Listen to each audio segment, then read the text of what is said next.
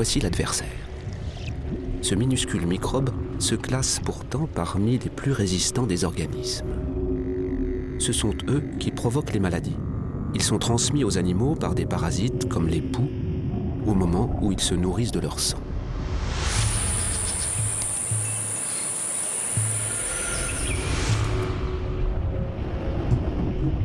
Pour survivre, les animaux doivent se débarrasser des microbes, mais aussi de ceux qui les véhiculent.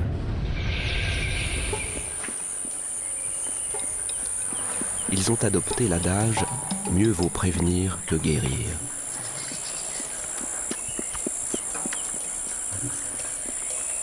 Notre première escale a pour cadre le parc national Mahale de Tanzanie en Afrique de l'Est. Leçon numéro 1 donnée par le règne animal. Une hygiène stricte. Les chimpanzés sont harcelés par les poux et les tiques, des parasites qui se nourrissent de sang chaud.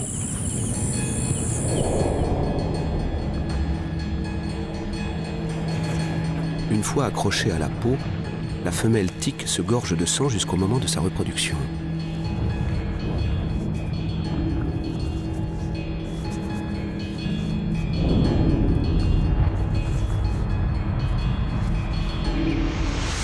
Une attaque sévère risquerait d'affaiblir ce jeune macaque rhésus en le vidant de son sang. De plus, les tiques transmettent des bactéries pathogènes responsables du typhus et de la maladie de Lyme. Pour s'en préserver, rien ne vaut une séance d'épouillage qu'accompagne un curieux comportement consistant à claquer des lèvres. Ce rituel dure jusqu'à 3 heures par jour. Son but ? Débarrasser efficacement les singes des parasites et diminuer le risque de maladie. Aucune partie du corps ne doit être négligée. La technique est très au point. Les lentes sont arrachées avec les lèvres, les doigts, voire même des feuilles, puis ingérées.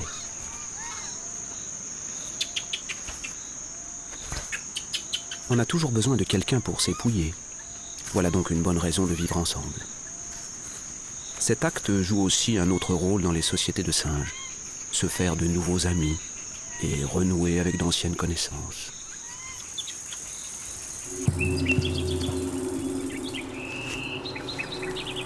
Un simple lissage, cependant, n'est pas toujours suffisant.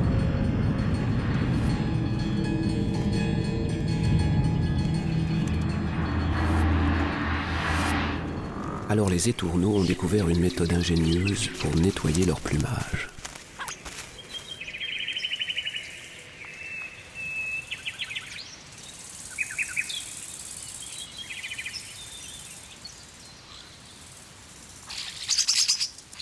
Pour détourner les prédateurs et attraper leurs proies, les fourmis des bois européennes produisent un acide formique très concentré. Les étourneaux, eux, en font une toute autre utilisation.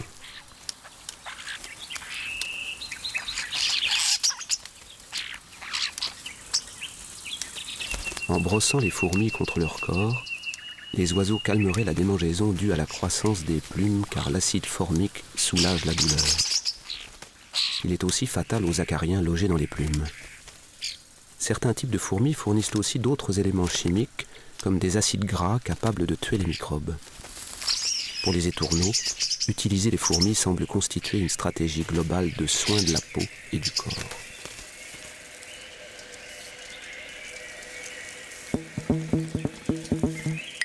Mais ces pauvres fourmis ont aussi leurs problèmes de santé. Elles sont des dizaines de milliers à vivre dans cette fourmilière chaude et bourrée de provisions. Un véritable Éden pour les bactéries et les champignons. Pour se prémunir contre cette menace, les fourmis aussi pratiquent une hygiène stricte, à commencer par l'évacuation de leurs morts. Elles sortent également les ordures, cocons usagés, restes de repas et tout autre élément susceptible de se putréfier. Lorsque les corps se décomposent, ils produisent des phéromones indiquant aux croque-morts qu'il est temps d'agir.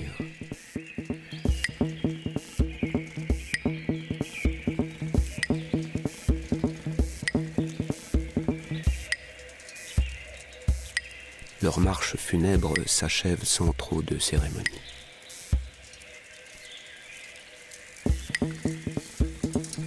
fourmis parquent leurs morts et leurs ordures dans des lieux précis, aux limites de leur territoire pour tenir la fourmilière à l'abri.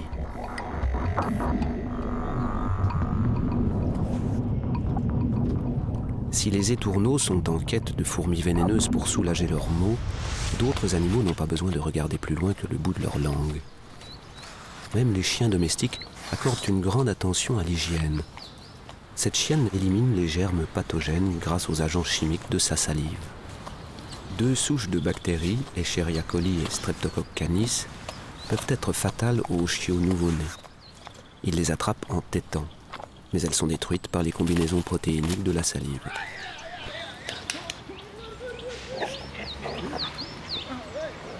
Les recherches du professeur Ben Hart de l'école de médecine vétérinaire de Davis en Californie ont montré que la salive des chiens, mais aussi des chats et des rats, agissait comme un puissant antiseptique. Les ancêtres de nos animaux domestiques, comme d'autres animaux vivant dans la nature, ne disposent pas de services vétérinaires à proximité. Personne ne les vaccine, personne ne les traite quand ils sont malades, personne ne prend soin d'eux. Et pourtant, ils survivent plutôt bien. En fait, ils se portent même très bien. Il doit donc y avoir quelque chose dans le fait que les animaux prennent soin d'eux qui leur permet de paraître à peu près aussi sains que ceux qui sont sous notre protection. Une hygiène instinctive maintient la plupart des animaux en bonne santé. Mais les habitudes alimentaires sont également essentielles, particulièrement à l'état sauvage, là où le faible est rapidement mis à l'écart.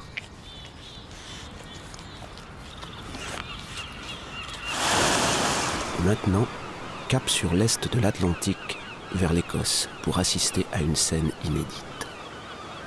L'île de Rome fait partie de l'archipel des Hébrides, situé sur la côte ouest de l'Écosse. Son climat est rude et le sol de l'île pauvre et inculte. Les cerfs ont été introduits ici au XVIIIe siècle. Leur habitat naturel est la forêt. Ils ont dû s'adapter aux côtes rocheuses, aux collines de granit et aux landes balayées par les vents. Les cerfs doivent lutter pour trouver la nourriture et les minéraux dont ils ont besoin pour survivre. C'est pour cette raison qu'ils sont de petite taille pour leur espèce. Et ils ont adopté un régime alimentaire plus que surprenant pour les scientifiques.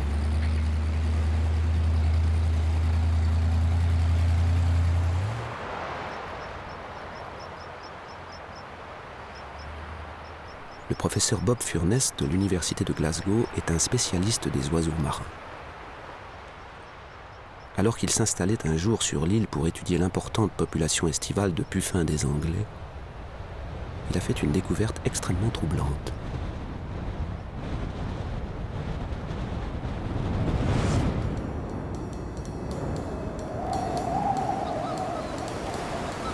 Vers la fin du mois d'août, avant que les longs mois d'hiver ne fassent leur apparition, les puffins adultes abandonnent leurs poussins pour migrer vers l'Atlantique Sud.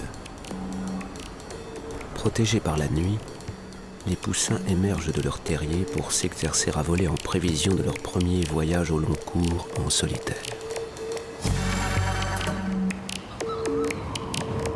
Nos caméras infrarouges captent le spectacle du premier vol des puffins.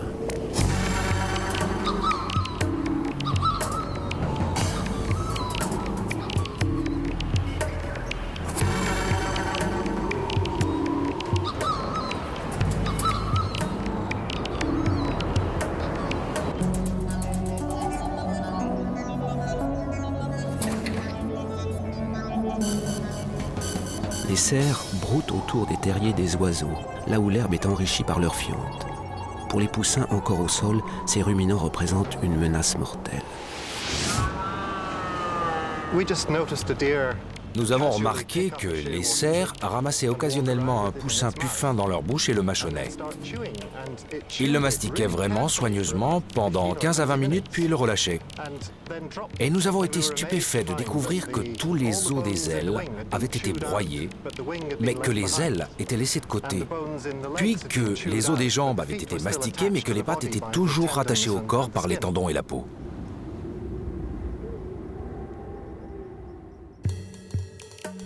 Bob Furness pense que les cerfs ne sont pas intéressés par la chair des oiseaux, mais par le calcium de leurs os, un minéral essentiel pour la croissance de leur squelette et de leur bois. Il semble assez clair que ces animaux agissent ainsi délibérément. Ils savent ce qu'ils ramassent et savent exactement comment le manipuler pour en extraire les os. Des recherches ont montré que cela améliorait leurs conditions physiques et leurs capacités reproductives. Les cerfs sont donc soumis à une forte pression sélective pour trouver ces minéraux si bénéfiques.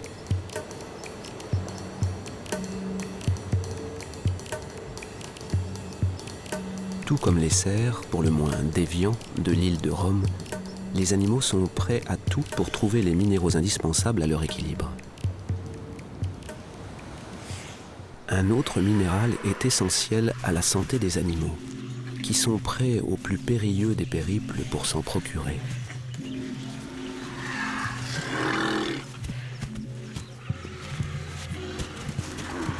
Nous voici sur les hauteurs du parc national Aberdare, au Kenya, point de ralliement des éléphants.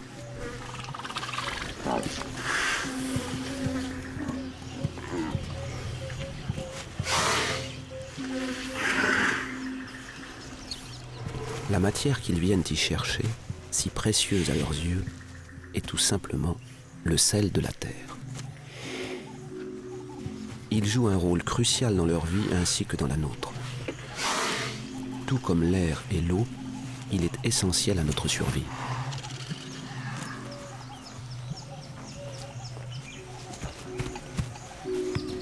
Dans la nature, en trouver suffisamment peut se révéler laborieux.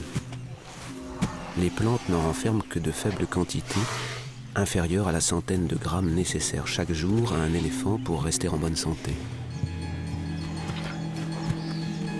Le sel permet au corps des mammifères de ne pas perdre ses matières liquides, mais il est éliminé par la sueur et l'urine. Si le rapport en sel diminue, ces éléphants risquent la déshydratation et la mort. Ils rallient régulièrement le même terrain salé parce que leur vie, comme celle des buffles et d'autres mammifères, en dépend.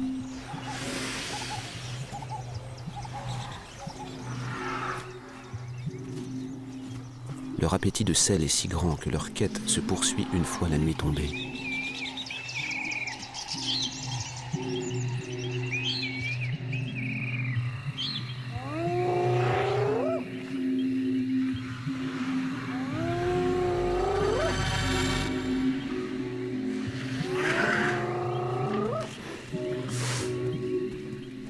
De jour, ces mammifères se nourrissent de feuilles et d'herbages.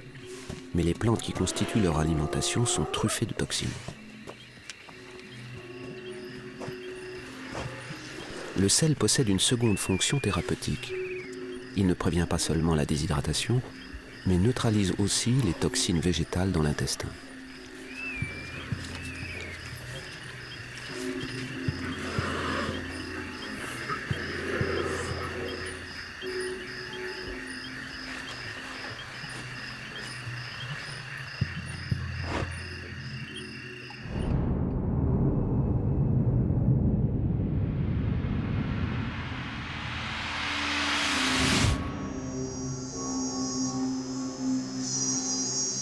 La faune et la flore entretiennent une relation ambiguë, résultat de plusieurs milliers d'années d'évolution.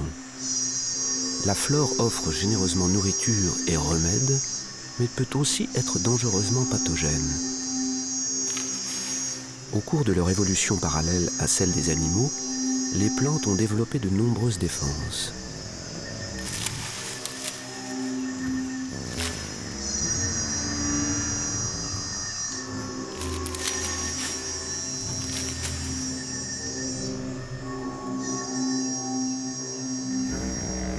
Ces protections physiques, comme les piquants, les épines et l'écorce, rendent difficile leur consommation.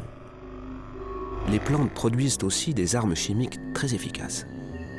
Des composants toxiques, tels que des alcaloïdes et des tanins, se cachent sous l'écorce, dans la résine et la sève.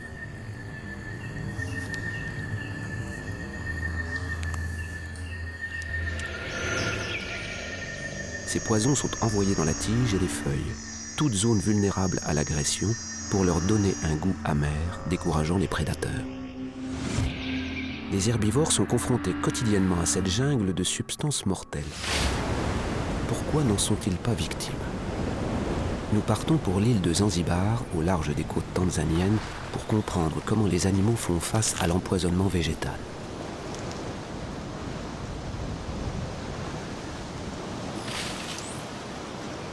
Parce que le sol des forêts tropicales est pauvre en nutriments, les arbres poussant ici protègent leurs feuilles avec des doses élevées de composés défensifs.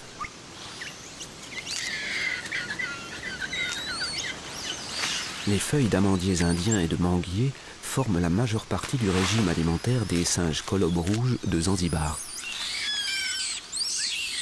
Leurs feuilles sont riches en protéines, mais contiennent aussi des phénols. À haute dose, ces substances chimiques empoisonneraient les singes ou provoqueraient au moins une indigestion. Mais il semble que les colobes rouges aient trouvé un antidote.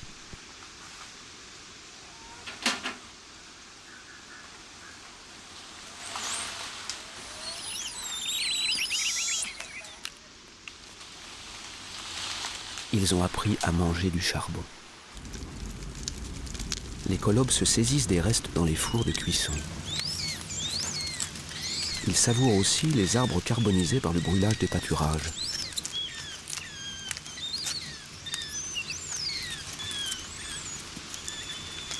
Ce jeune colobe apprend comment utiliser ce remède en imitant sa mère.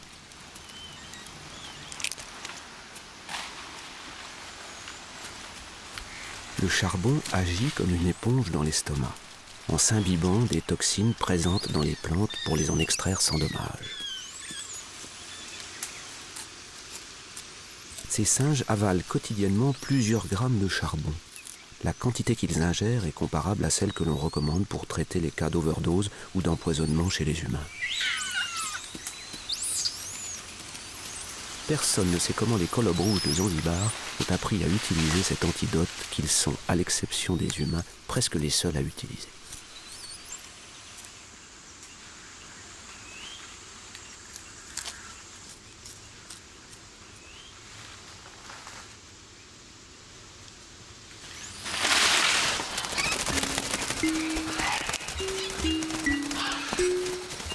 Mais peu d'animaux consomment du charbon. Nombreux sont ceux qui mangent de l'argile. Cette argile rouge attire des centaines de perroquets amazones et de haras sur les berges du fleuve Tambopata au Pérou.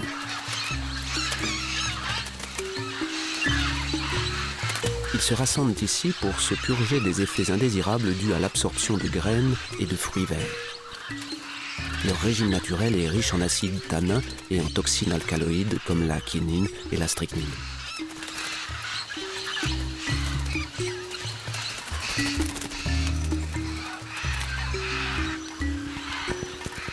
La terre joue le même rôle que le charbon. Elle contient des minéraux qui s'agrègent aux toxines pour les expulser des intestins.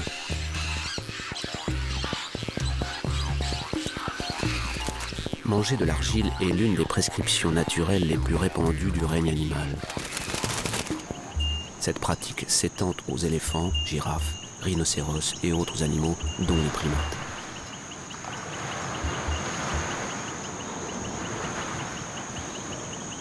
L'instinct de survie est la chose la mieux partagée au monde. Les animaux sont nombreux à posséder des stratégies de prévention de la maladie. Mais que se passe-t-il si elles échouent ?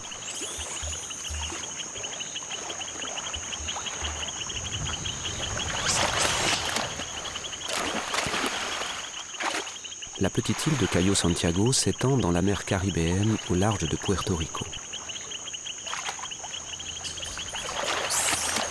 Des macaques rhésus vivent ici dans l'un des plus anciens centres de recherche sur les primates.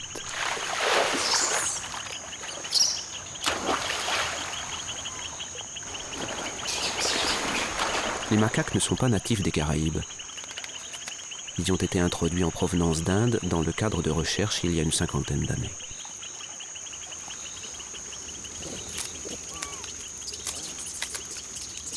Même si on les approvisionne chaque jour en nourriture, les singes passent une bonne partie de leur temps à sillonner l'île en quête de plantes.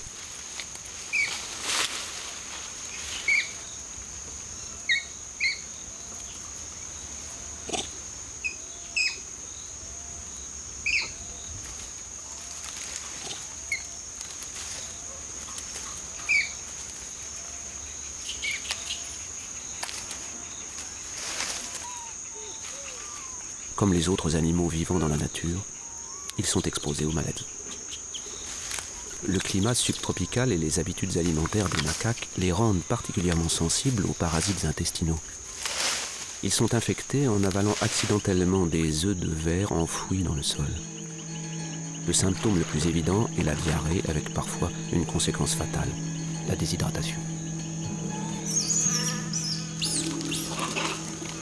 Cette colonie de macaques jouit cependant d'un taux de reproduction élevé et d'une faible mortalité. Ils paraissent aptes à faire face à l'infection, voire même à traiter ses symptômes.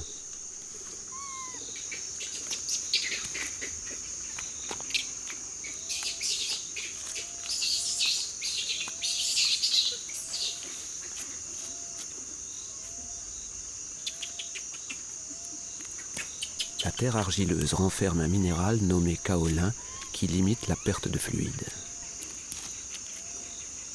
Les macaques sauraient donc comment stopper la diarrhée causée par les parasites.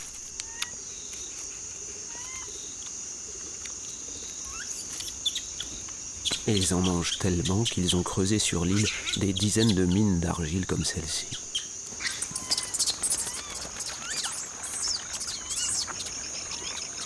L'argile pourrait aussi neutraliser les toxines des plantes ingurgitées, tout comme le charbon des colobes rouges de Zanzibar. L'utilisation de l'argile par les macaques reflète une pratique de notre propre espèce. L'Homo sapiens, lui aussi, mange de la terre. Les aborigènes, les Africains, les Chinois comme les Européens avalent de l'argile pour lutter contre les problèmes digestifs et intestinaux. Si la nature est la pharmacie des animaux, elle est aussi la nôtre.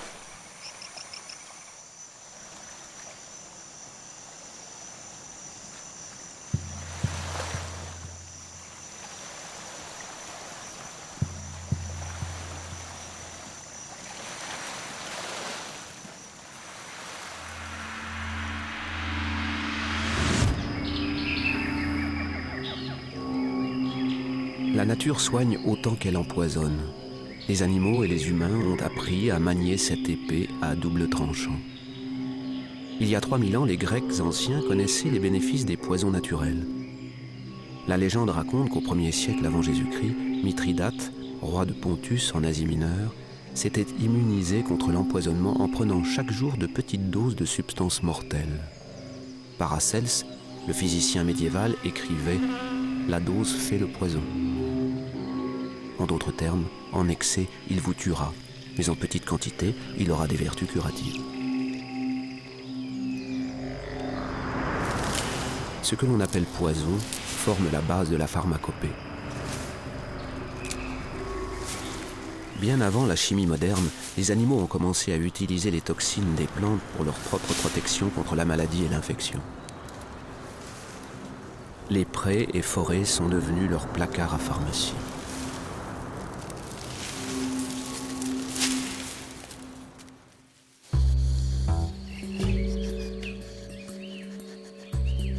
Tous, jusqu'à ceux qui vivent à nos portes, ont appris à puiser dans ces ressources.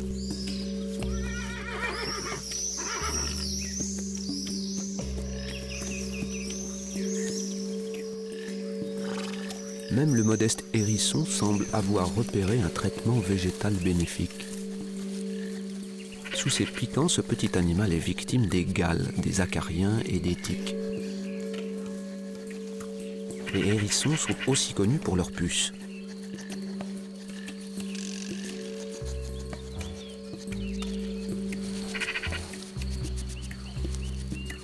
Contrairement aux singes, les hérissons ne s'épouillent pas entre eux, mais ils ont découvert un substitut.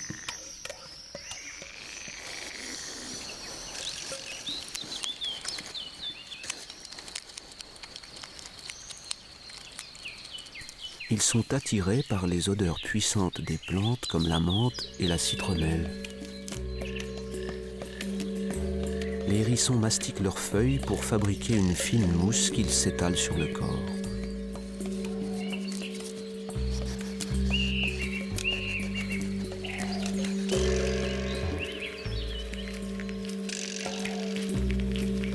Les raisons de cet étrange comportement ne sont pas strictement établies. beaucoup d'essences végétales sont d'excellents pesticides. Les hérissons pourraient les utiliser pour contrôler leurs parasites.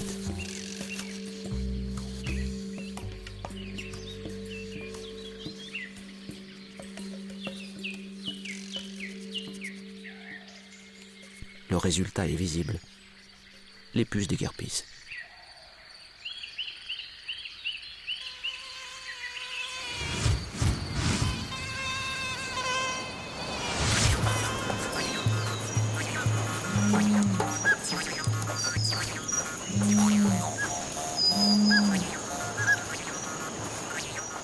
Les animaux utilisent les plantes comme remède, mais comment distinguer celles qui fonctionnent ?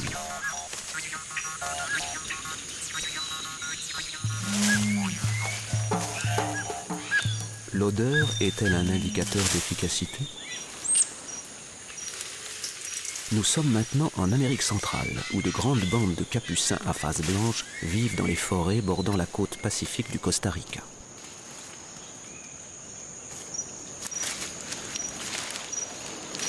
Ces singes frictionnent leur fourrure avec des plantes collectées dans la forêt. Dans la réserve Kourou, ils se frottent avec des tiges de clématite, des cosses de graines de sloanea, des feuilles de piper et des agrumes. Ils le font surtout durant les mois humides de la saison des pluies, lorsque les insectes et les microbes pullulent. Les agents chimiques contenus dans ces plantes inhibent la croissance des champignons et des bactéries et repoussent les fourmis. Le docteur Mary Baker, anthropologue à l'université Riverside de Californie, a étudié la sélection des plantes par les singes. Les indices olfactifs, la senteur sont des stimuli. Mais je ne savais pas s'il y avait d'autres signes pour reconnaître les plantes ou stimuler ce comportement. L'une des choses que je voulais découvrir était la façon dont ils reconnaissaient ces plantes. Est-ce purement olfactif ou peuvent-ils les reconnaître visuellement? Utilisent-ils leur goût? Usent-ils d'indices tactiles? Grâce à une série d'expériences, Mary Baker a découvert que les paramètres déterminant le choix d'une plante sont l'odeur et l'apparence.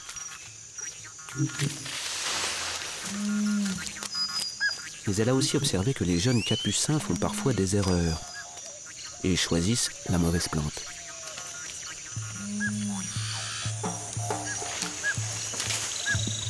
Cette sélection serait donc le fruit d'un apprentissage. Quand on observe différentes bandes dans plusieurs réserves, les mêmes plantes sont accessibles aux singes, mais chaque bande utilise son propre assortiment de plantes, ce qui suggère qu'ils apprennent des autres singes de leur bande à identifier les plantes avec lesquelles ils se frictionnent.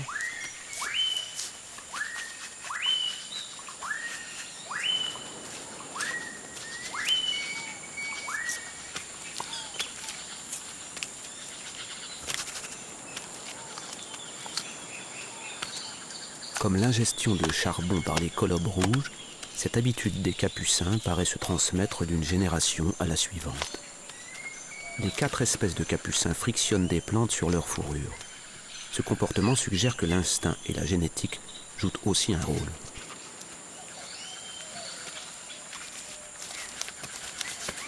Les singes savent quelles plantes choisir, mais cela n'implique pas qu'ils en connaissent aussi les propriétés thérapeutiques. Ces expérimentations m'ont amené à la conclusion qu'ils sont tout à fait conscients de certaines qualités des plantes. Mais ce qu'ils retirent de ces qualités peut-il être un plaisir ou une propriété médicale? Ça, je n'en sais rien. Les capucins agiraient-ils ainsi juste pour le plaisir, en quête de fraîcheur un jour de forte chaleur? Comment savoir vraiment pourquoi ils frictionnent leur fourrure ou pourquoi les hérissons se tartinent de mousse? L'expérience humaine de la médecine traditionnelle laisse penser que les capucins pratiquent vraiment l'automédication. Mary Baker a découvert que des peuples indigènes d'Amérique centrale traitaient les maladies internes et les affections de la peau avec les mêmes plantes que les capucins.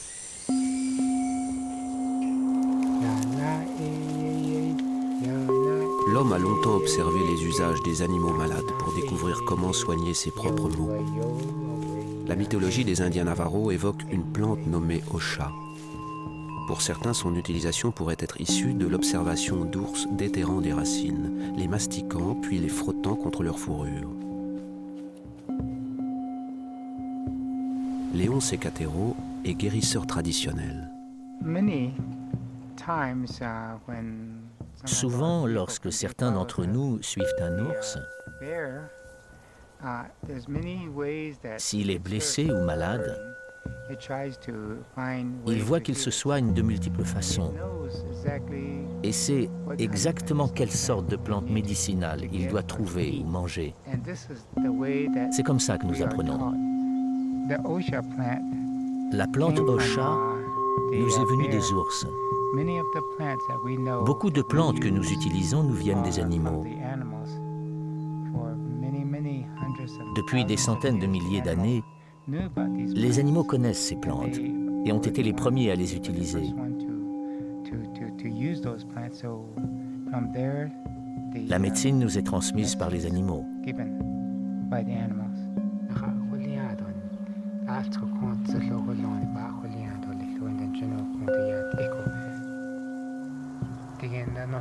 La plante Osha occupe une place particulière dans la culture navarro. On l'administre contre la grippe intestinale et pour faire baisser la fièvre. Elle agit en tant qu'anesthésique et antibactérien. La médecine traditionnelle reflète notre passé commun partagé avec le monde animal.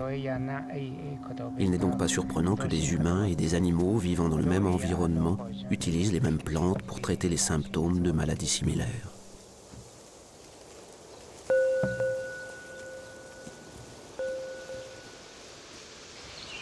Les animaux utilisent cependant des remèdes végétaux que nous ne serons peut-être jamais aptes à exploiter.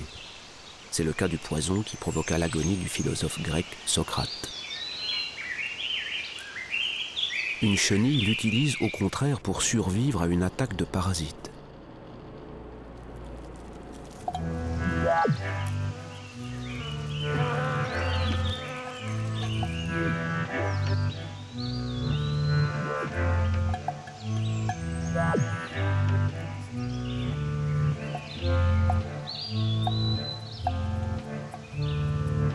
Au printemps, la chenille Ecca Isabelle se nourrit voracement. Elle fait des réserves de graisse pour être prête à muer en chrysalide.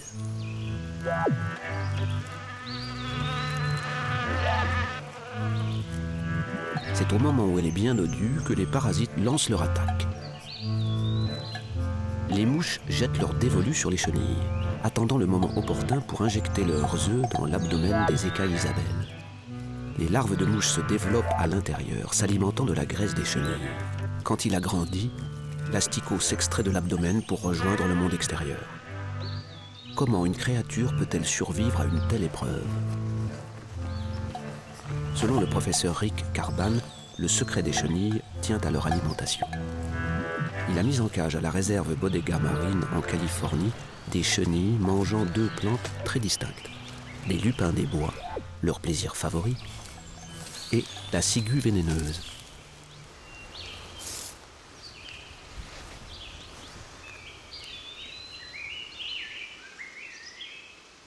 De retour au labo, en utilisant un moniteur à ultrasons pour détecter les chenilles infectées, Rick Carban a fait une découverte marquante. Les chances de survie des chenilles à cet événement traumatisant constitué par l'éclosion de 5 larves au pire augmentent si la chenille s'est nourrie de ciguë vénéneuse. La chenille est aussi plus encline à choisir la ciguë si elle est parasitée. Les chenilles malades changent donc de préférence alimentaire.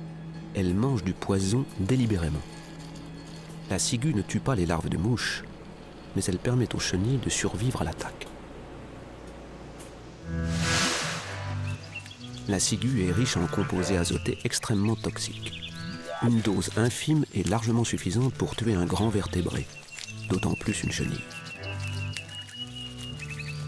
Ces insectes semblent pouvoir faire transiter les alcaloïdes si rapidement au sein de leur système que les toxines ne pénètrent pas leur tissu corporel. Les chenilles n'ont pas de cerveau, mais elles sont capables de comportements complexes pour répondre aux changements de leur état de santé. Est-ce une décision consciente du type de celle que nous pourrions prendre? Probablement pas. Rick Carban attribue leurs actions à la pression de la sélection naturelle. La sélection naturelle peut agir sur des animaux tels que les chenilles qui n'ont pas de système nerveux central très développé. Aucune pensée n'est à l'œuvre. Mais le comportement peut cependant être relativement complexe et s'adapter lorsque l'insecte change pour se défendre contre ses ennemis.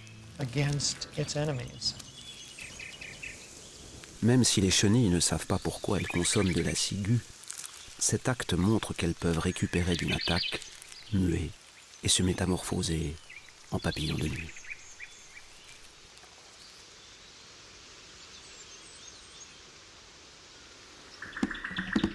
La pression de l'évolution pousse les animaux à agir pour rester en bonne santé. Que ce comportement soit conscient ou pas, il a des retentissements importants. Ici, dans la forêt de Kirindi, à Madagascar, une espèce de primate utilise une plante pour stimuler ses capacités reproductives. Le docteur Valentina Carai, une chercheuse italienne de l'université de Pise, traque des lémuriens nommés sifaka, une espèce endémique de cette île de l'océan Indien.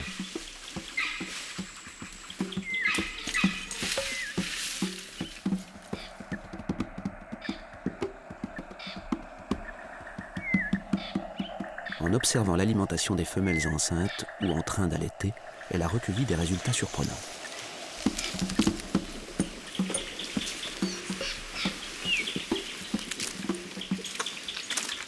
Cette femelle sifaka mange les feuilles d'un arbre tamarin appelé kili par les Malgaches. Ces feuilles contiennent de hautes doses de tanin, un composé toxique. Il se lie aux protéines dans l'intestin de l'animal et provoque des indigestions. Mais les femelles sifaka en raffolent, surtout lorsqu'elles sont enceintes ou viennent de donner la vie. Si le tanin est utilisé à bonne dose, il peut être utile à l'animal pour augmenter son poids ou sa production de lait au moment de la lactation. Les vétérinaires utilisent le tanin comme un astringent, un anti-hémorragique, et pour prévenir les fausses couches. C'est un produit dosé pour avoir une efficacité optimale pour l'animal. Les sifaka trouvent du tanin dans le kili, mais aussi dans une autre plante, le phi-ami. Le tanin, comme d'autres toxines, combat les parasites intestinaux. Sans doute est-ce une protection pour les fœtus sifaka. Si l'on écoute Paracels affirmant que la dose fait le poison, alors les sifaka semblent connaître les limites de leur propre tolérance. Des recherches plus poussées doivent être menées et étendues à d'autres espèces de lémuriens. Mais l'efficacité de cette stratégie n'est plus à prouver, car les femelles sifaka de la forêt de Kirindi accouchent tous les ans contre une fois tous les 2 ans ailleurs à Madagascar. C'est l'origine de leur comportement et la façon dont elles le transmettent qui demeure mystérieux.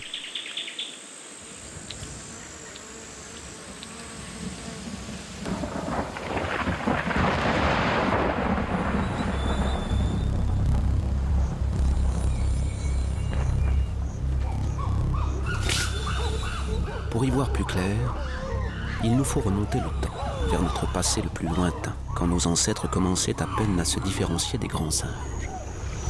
Leur manière de soigner la maladie offre un instantané de ce que notre médecine a pu être il y a des millions d'années. Peut-être les chenilles ne comprennent-elles pas grand-chose, mais qu'en est-il des grands singes? Que savent ces créatures intelligentes du traitement des causes et des symptômes de leurs maux?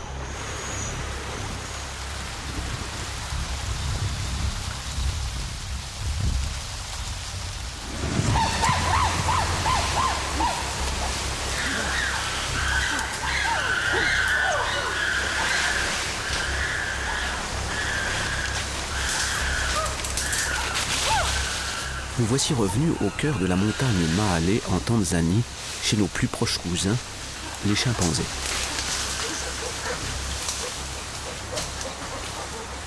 Ici, la saison des pluies dure 6 mois de novembre à mai.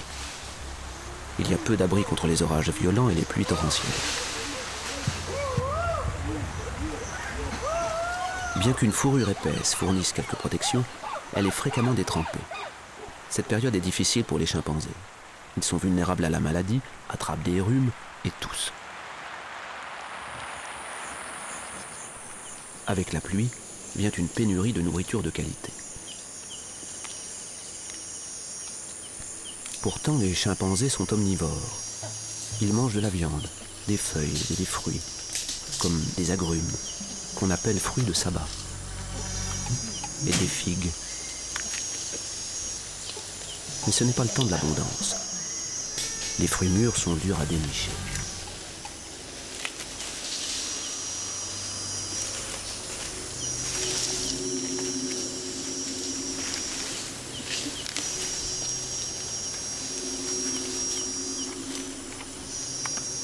C'est un festin rare qu'on ne souhaite pas partager.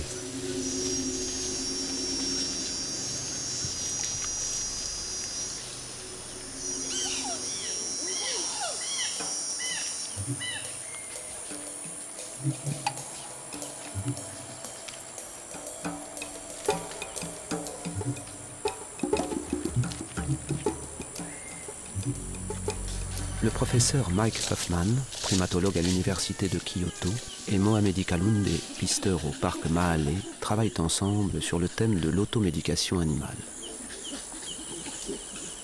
Leurs recherches comptent pour beaucoup dans ce que l'on sait aujourd'hui du traitement de la maladie par les chimpanzés sauvages.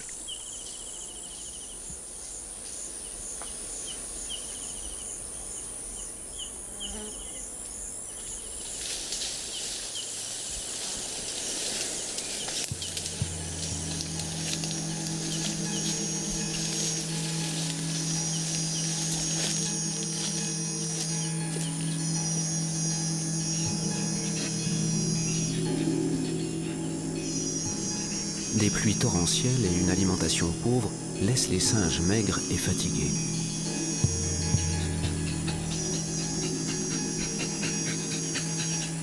Ils sont vulnérables aux attaques des parasites.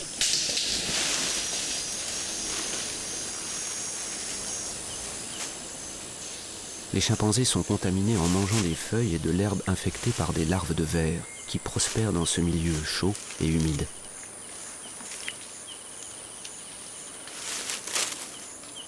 Après un mois sous la pluie, nombre d'entre eux montrent des signes révélateurs d'une infection de parasites. Diarrhée et kyste à l'estomac.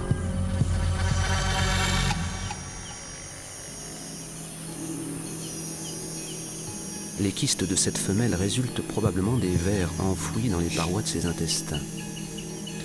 Mais elle ne va pas rester passive. Les chimpanzés infectés disposent d'un traitement, un étrange comportement qui a longtemps déconcerté les scientifiques jusqu'à ce que Mike Huffman l'analyse. Les grands singes prennent une feuille rugueuse d'Aspilia, une seule à la fois, très soigneusement et très lentement. Ils l'introduisent dans leur bouche, la plient 2 ou 3 fois, puis l'avalent. Et ils vont répéter cette action une centaine de fois par séance.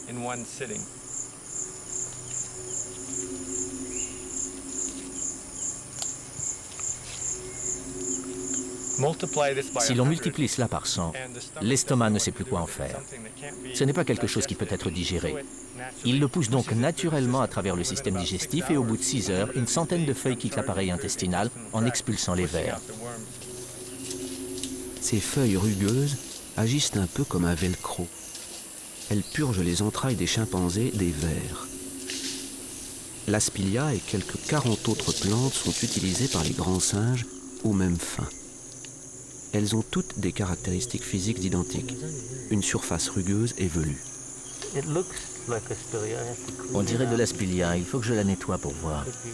Ça pourrait en être. Non, c'est du luago, Ficus exasperata.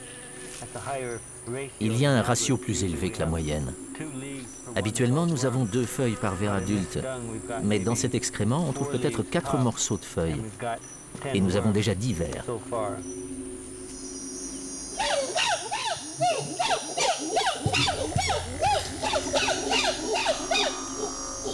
Les vers sont expurgés avec les feuilles de luago. Partout en Afrique, les chimpanzés, les bonobos et les gorilles appliquent le même traitement. Mais il est rare que l'on en soit témoin. Nous savons que les chimpanzés pratiquent cette purge tôt le matin ou l'estomac vide, souvent durant la saison des pluies, lorsque les parasites sont actifs.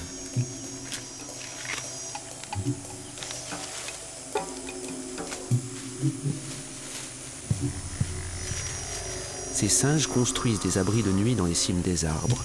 Et s'ils sont fatigués ou malades, ils en construisent d'autres pour se reposer durant la journée.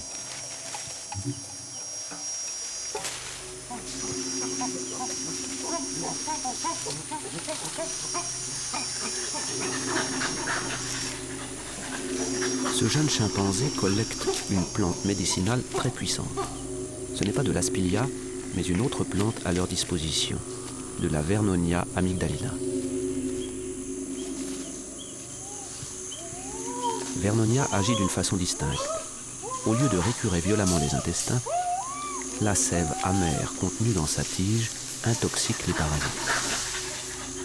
Cette sève contient des éléments chimiques qui inhibent leur activité et tuent les microbes. Le peuple Tongoué de Mahale utilise la même plante comme médicament. Mohamed Kaloundé connaît ses propriétés car il n'est pas seulement pisteur, mais aussi soigneur traditionnel.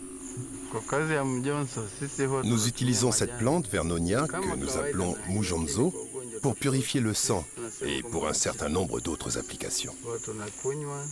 Nous mettons les feuilles dans l'eau et les faisons bouillir. Ensuite, nous buvons cette décoction, mais nous nous couvrons aussi de couverture et inhalons la vapeur des feuilles bouillantes. Cela nous fait beaucoup transpirer. Nous utilisons cette plante pour soigner la malaria.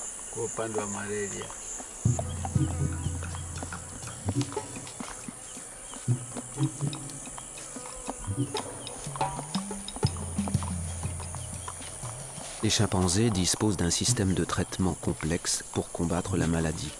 Ils peuvent combiner des remèdes chimiques, comme la Vernonia, à d'autres mécaniques, comme l'aspilia.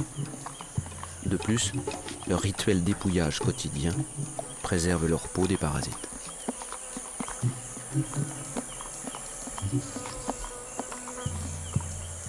Mais les primates réalisent-ils en absorbant ces plantes qu'ils ciblent les causes de la maladie? Si c'était le cas, nous pourrions nous attendre à ce qu'ils utilisent les plantes avec lesquelles ils traitent certains maux pour en soigner d'autres, comme les blessures par exemple. Ce qu'ils ne font pas. Les capucins n'utilisent pas d'agrumes sur les coupures, alors que ces antihistaminiques pourraient accélérer leur guérison. Même les animaux intelligents ne sont peut-être pas conscients qu'ils traitent les causes de leur maladie, mais cherchent simplement à calmer des sensations déplaisantes. Il est difficile de le savoir. En fait, de nombreuses sociétés humaines ne sont peut-être pas conscientes de ce qu'elles combattent en prenant des médicaments. Elles ont toutes leurs idées sur les causes de la maladie, mais leur interprétation n'est pas toujours correcte. Je pense qu'on peut affirmer que les chimpanzés ainsi que d'autres animaux savent s'ils ne se sentent pas bien et comment faire pour aller mieux. Ils n'ont donc pas besoin de connaître tous les détails pour être aptes à traiter un symptôme et à savoir quand le symptôme disparaît.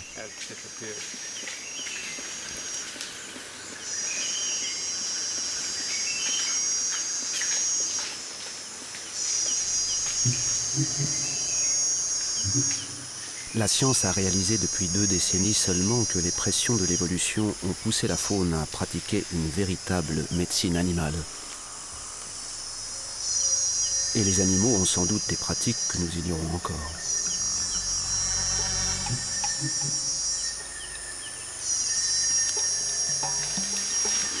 Toutefois, pour que nous puissions explorer le potentiel de la pharmacologie naturelle, encore faut-il que leur habitat sauvage soit préservé.